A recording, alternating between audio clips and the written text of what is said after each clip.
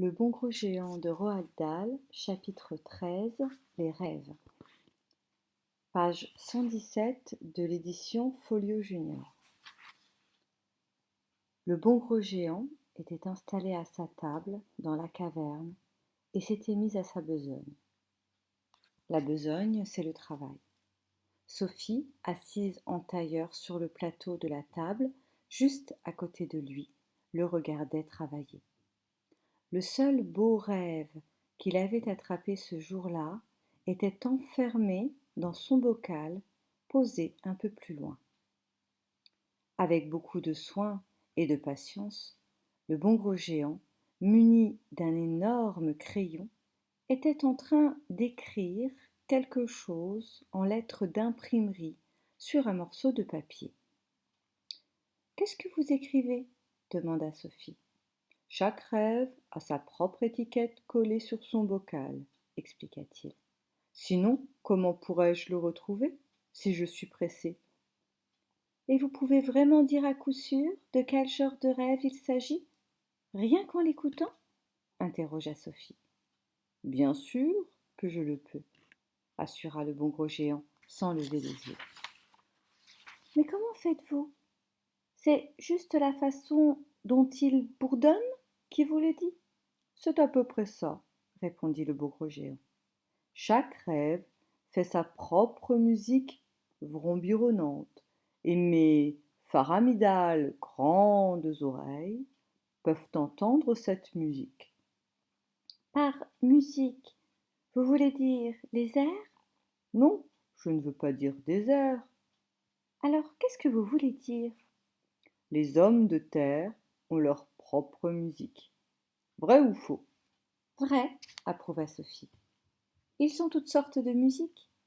Et parfois, les hommes de terre sont en extase quand ils entendent une musique maravilleuse. Ils ont des frissons qui leur descendent tout au long de la chine. Vrai ou faux ? Vrai, dit Sophie. Donc, la musique leur dit quelque chose. Elle leur envoie un message. Je ne crois pas que les hommes de terre sachent ce qu'est véritablement ce message, mais ils l'aiment quand même. C'est vrai, admit Sophie. Eh bien moi, grâce à mes oreilles mirabolantes, poursuivit le bon gros géant, je ne suis pas seulement capable d'entendre la musique que font les rêves, je suis aussi capable de la comprendre. Qu'est-ce que vous voulez dire par la comprendre ? Interrogea Sophie. Je peux la déchiffrer, assura le bon gros géant. Elle me parle. Elle est comme un langage.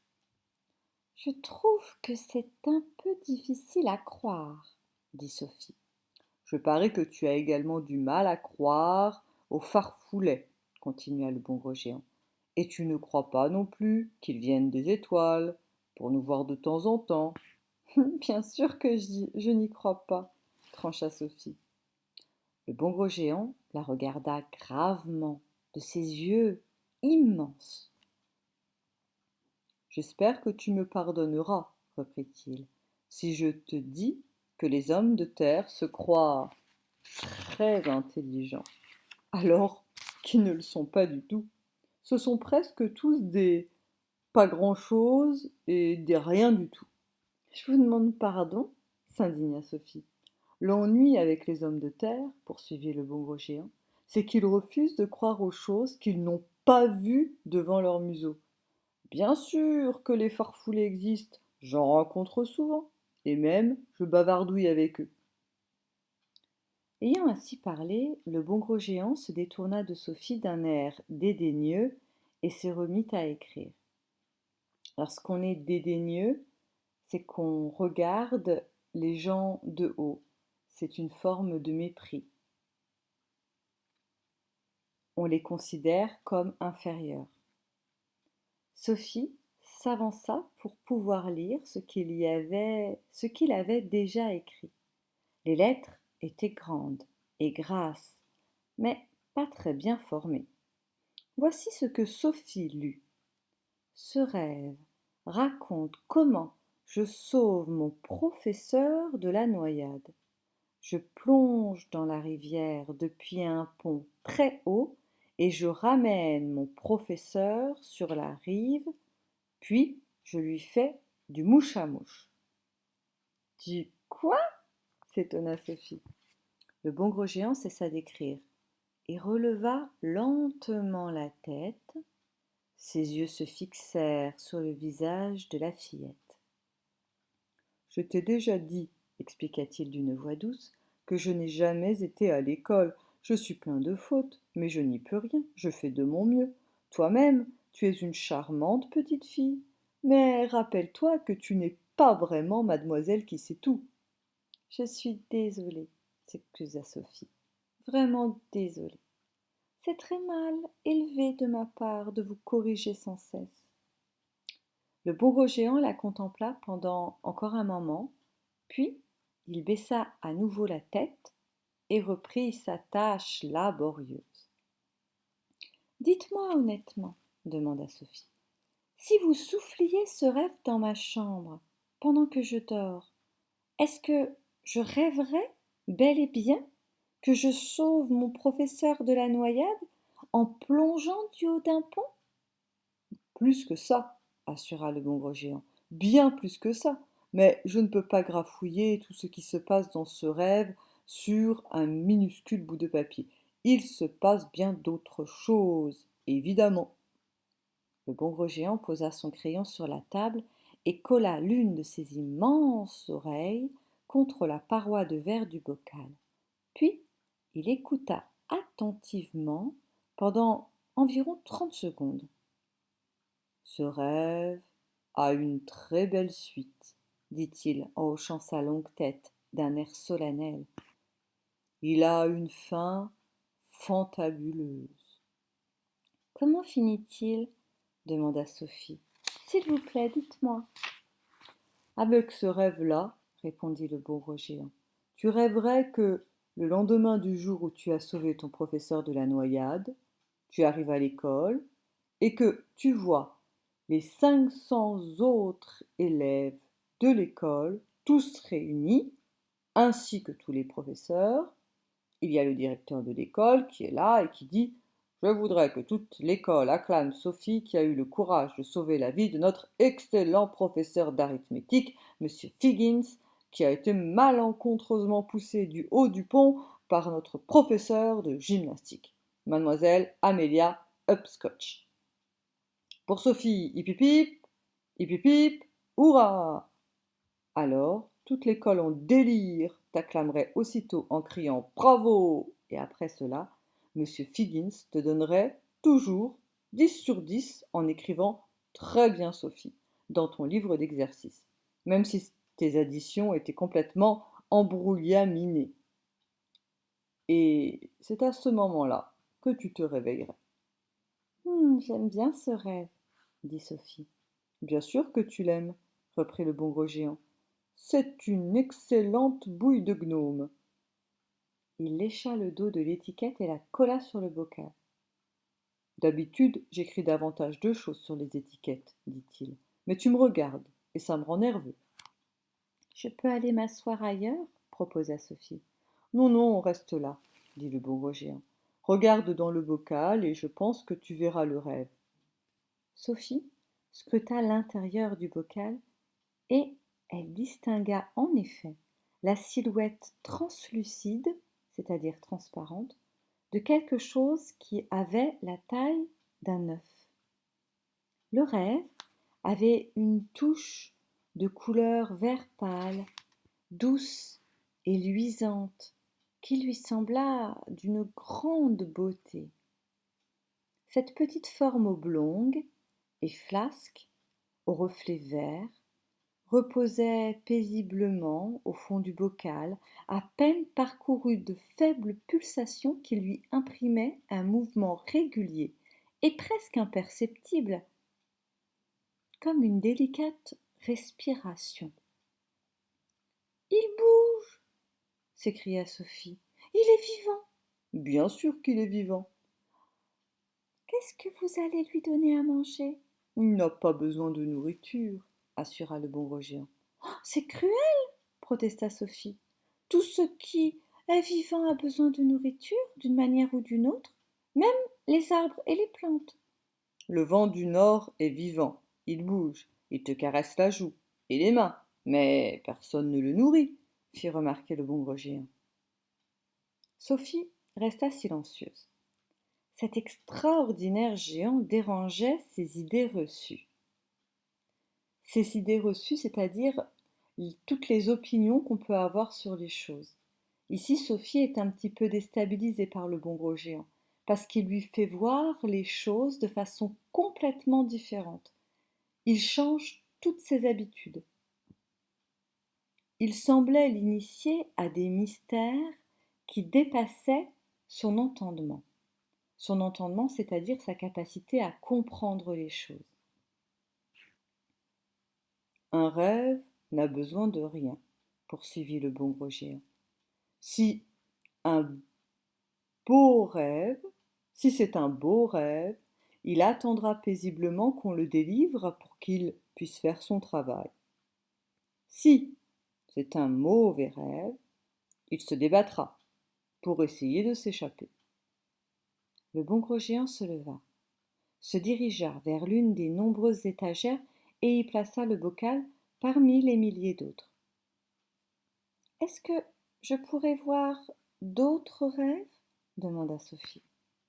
Le bon gros géant hésita. Personne ne les a jamais vus, dit-il. Mais après tout, je vais peut-être bien te laisser y jeter un petit coup d'œil. Il la souleva alors de la table et la posa debout sur la paume de l'une de ses énormes mains, puis il la porta vers les étagères. Ici, il y a quelques beaux rêves, annonça-t-il. Ce sont les bouilles de gnome. Voudriez-vous me rapprocher, que je puisse lire les étiquettes demanda Sophie. Les étiquettes ne disent pas tout, expliqua le bon gros géant. Généralement, les rêves sont bien plus longs que ce qui est écrit. Je me sers des étiquettes simplement comme aide-mémoire. Sophie commença à lire ce qui était écrit. La première étiquette lui sembla suffisamment longue. Elle faisait tout le tour du bocal, et Sophie dut le tourner à mesure qu'elle lisait. Voici ce qui était écrit. Aujourd'hui, je suis assise en classe et je me rends compte que si je fixe très fort mon regard sur mon professeur d'une manière bien particulière, je suis capable de l'endormir. Alors, je la regarde bien fixement et finalement sa tête tombe sur son bureau et elle s'endort et elle se met à ronfler très fort. Puis le directeur entre dans la classe et crie Réveillez-vous, mademoiselle Plumridge. Depuis quand s'endort-on en classe? Allez donc chercher votre chapeau et votre manteau et ne remettez jamais plus les pieds dans cette école.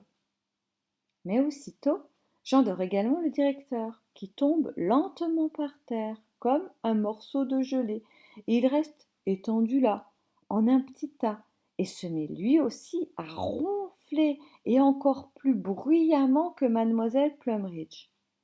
J'entends alors la voix de maman qui me dit de me lever et que le petit déjeuner est prêt. C'est un drôle de rêve, fit remarquer Sophie. C'est un tintinnabuleur, expliqua le bon gros géant. Un rêve tout guilleret.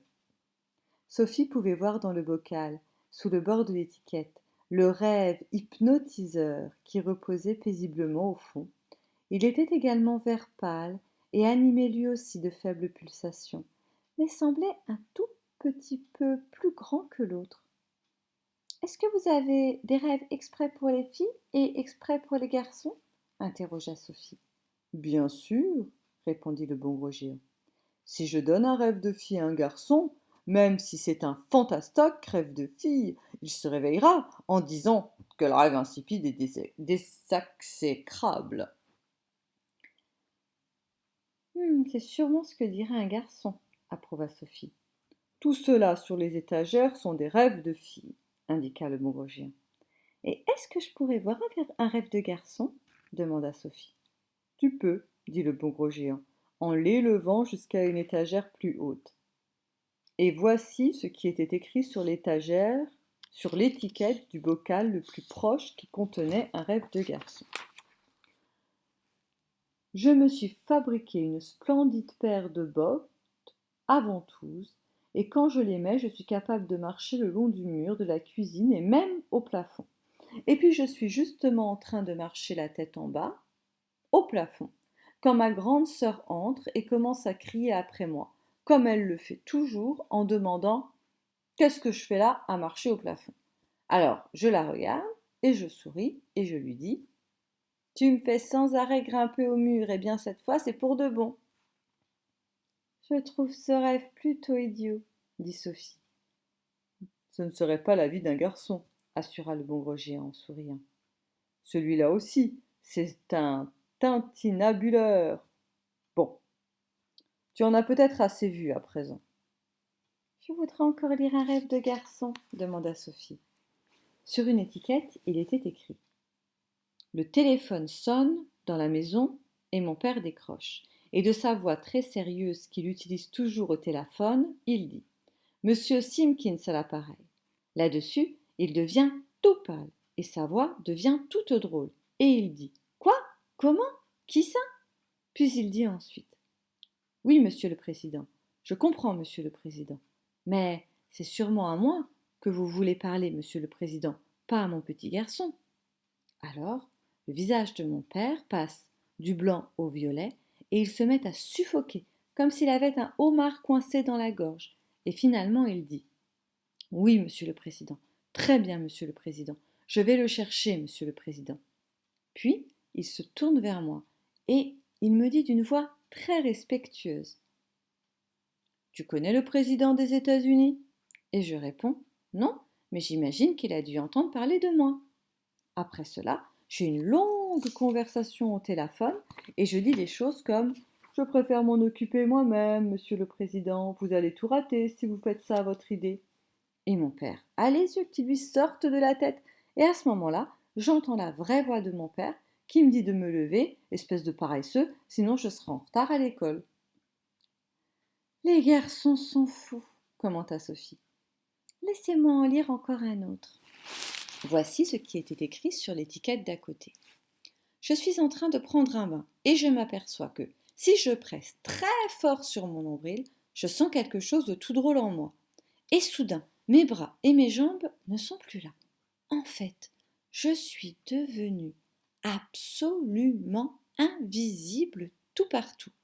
Je suis toujours là, mais personne ne peut plus me voir, même pas moi.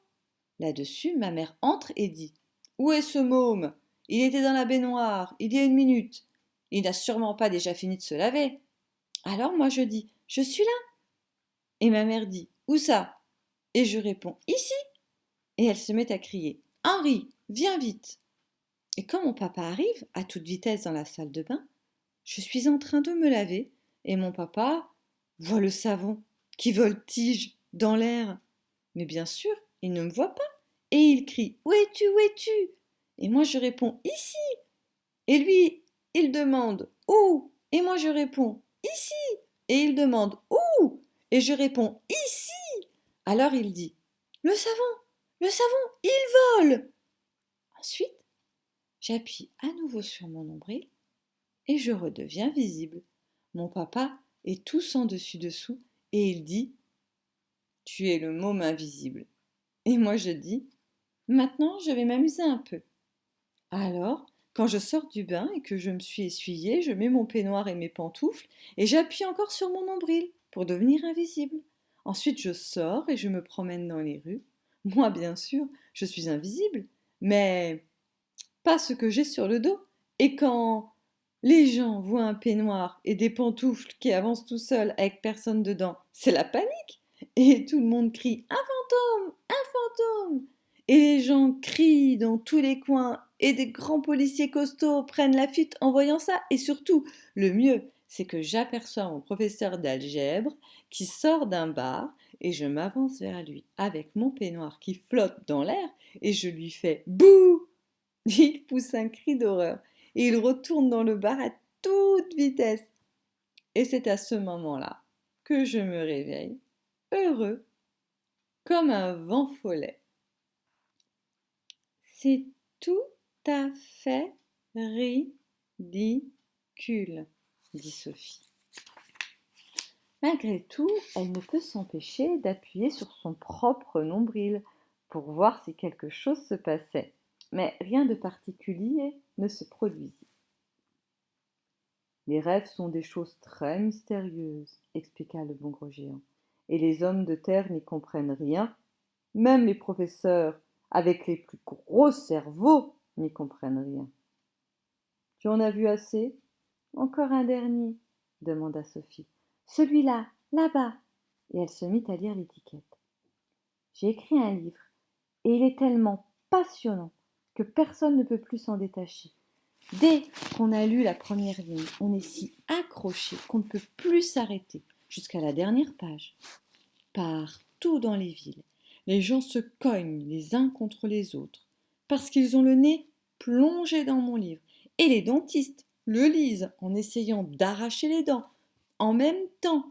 Et tout le monde s'en fiche parce que même les fauteuils de dentiste, les gens, même dans les fauteuils de dentiste, les gens lisent mon livre. Les automobilistes lisent en conduisant et les voitures se tamponnent partout dans tout le pays. Les chirurgiens du cerveau le lisent en opérant les cerveaux et les pilotes d'avion le lisent en pilotant les avions. Et ils vont à Tombouctou au lieu d'aller à Londres. Les joueurs de football lisent mon livre sur le terrain parce qu'ils ne peuvent pas s'en détacher et aussi les coureurs olympiques pendant qu'ils courent. Tout le monde veut savoir ce qui va se passer à la page d'après. Et quand je me réveille, je suis encore tout surexcité parce que je suis le plus grand écriveur de tous les temps, jusqu'à ce que ma maman entre dans ma chambre et me dise qu'elle a lu ma rédaction la veille et que je fais des fautes d'orthographe épouvantables et que je ne connais rien à la ponctuation. Ça suffit, maintenant, dit le bon gros géant. Il y en a des 1000 millions d'autres, mais mon bras est fatigué de te porter. Et cela là-bas, qu'est-ce que c'est? Demanda Sophie. Pourquoi est-ce qu'ils ont de toutes petites étiquettes? Oh, ça, c'est parce que certains jours, j'attrape tant de rêves que je n'ai pas le temps ni le courage d'écrire de longues étiquettes, expliqua le bon gros géant. Alors j'en écris juste assez pour me rappeler ce qu'il y a dedans. Est-ce que je peux jeter un coup d'œil? Demanda Sophie. Le bon gros géant, faisant montre d'une patience à toute épreuve, la porta vers les bocaux qu'elle désignait du doigt. Sophie lut rapidement quelques étiquettes. Je grimpe au sommet du mont Everest, bien sûr c'est le mont Everest, avec rien que mon chat comme compagnie. J'invente une voiture qui marche au dentifrice. Je suis capable de faire allumer ou éteindre les lampes électriques rien que par la pensée. Je suis un petit garçon de 8 ans, mais j'ai déjà une belle barbe touffue et tous les autres garçons sont jaloux. Je suis capable de sauter de n'importe quelle fenêtre, même si elle est très haute, et de voler jusqu'en bas sans me faire mal. J'ai une copine abeille qui joue du rock'n'roll quand elle vole. Ce qui m'étonne, dit Sophie, c'est comment vous avez pu faire pour apprendre à écrire. Ah, ça, répondit le bon gros géant.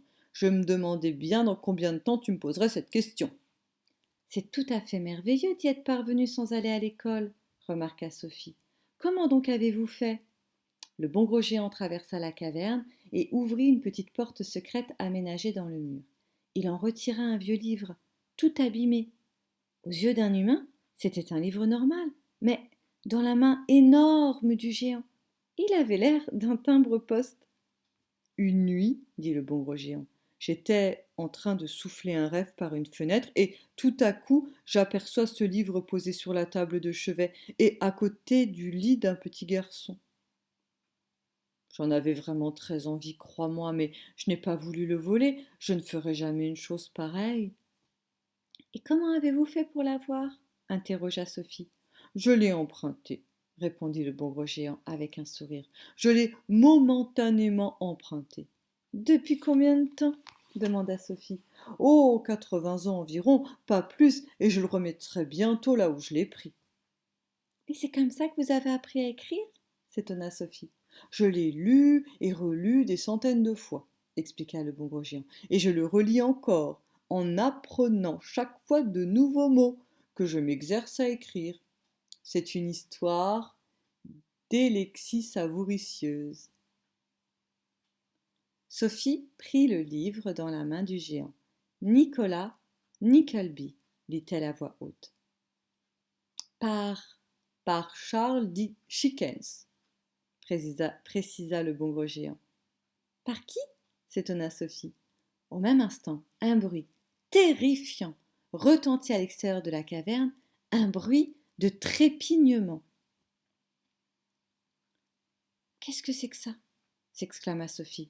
Ça, ce sont les géants qui se carapatent dans d'autres pays pour aller s'y empiffrer d'hommes de terre, expliqua le bon gros géant. Puis il fourra aussitôt Sophie dans la poche de son gilet, se hâta vers l'entrée de la caverne et roula de côté l'énorme pierre. Sophie colla son œil au petit trou de la poche et aperçut les 9 redoutables géants qui galopaient à toute allure. « Où est-ce que vous allez ce soir ?» demanda le bon gros géant. « On s'escampette en Angleterre, » répondit la valeur de chair fraîche, tandis que toute la troupe passait devant l'entrée de la caverne. L'Angleterre est un pays délicieux et on a très envie de petits marmots anglais. Moi, s'écria l'écrabouilleur de donzelles, je connais une boîte à sottes remplie de petites filles et je vais m'en avaler plein la bonbonne. Et moi, s'exclama le gobeur de gésier, je connais une boîte à ballots pleine de petits garçons et tout ce que j'ai à faire, c'est de tendre la main et de m'en ramasser une poignée. Les petits garçons anglais sont si suavoureux. Quelques secondes plus tard, les 9 géants au galop étaient déjà hors de vue. « Qu'est-ce qu'il voulait dire ?» demanda Sophie en sortant la tête de la poche. « Qu'est-ce que c'est qu'une boîte à sottes ?» Il voulait dire une école de petites filles, expliqua le bon gros géant. Il va en dévorer par paquets entiers. Oh non, s'indigna Sophie. Et ils mangeront aussi des petits garçons dans une autre école, poursuivit le bon gros géant. Il faut empêcher cela, s'écria Sophie. Il faut à tout prix les arrêter. Nous n'allons tout de même pas rester assis là sans rien faire. Il n'y a rien à faire, soupira le bon gros géant. Nous ne serions pas plus utiles qu'une plume de cheval. Il s'assit sur un roc escarpé, aux teintes bleuâtres, près de l'entrée de la caverne, prit Sophie dans sa poche et la posa à côté de lui, sur la roche. À présent, tu peux rester dehors en toute sécurité, jusqu'à ce qu'il revienne, dit-il. Le soleil avait disparu sous l'horizon, et le soir tombait.